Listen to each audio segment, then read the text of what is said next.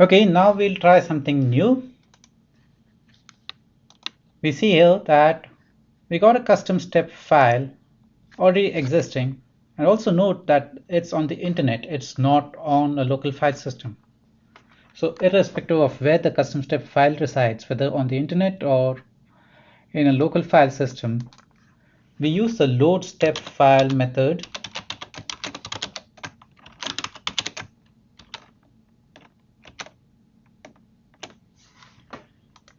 to load contents of this custom step to our custom step object.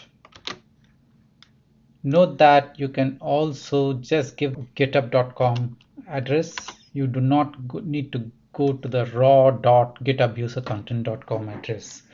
There's a built-in piece of code which automatically converts it.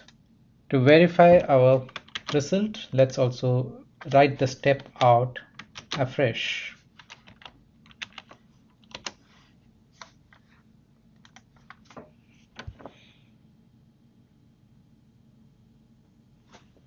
Okay, let's go back, check the contents of our custom step file.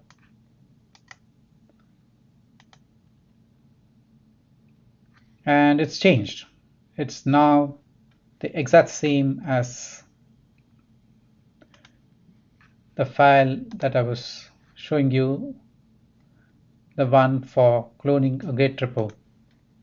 The UI definition and the code are exactly the same. Of course, it's a different custom step name. And there you have it. You got the capability to load the contents of a custom step file to a custom step object. You can then proceed to programmatically modify this custom step, either programmatically or through the UI, that's up to you. And then you can create a new version of this custom step if that's what you want to do.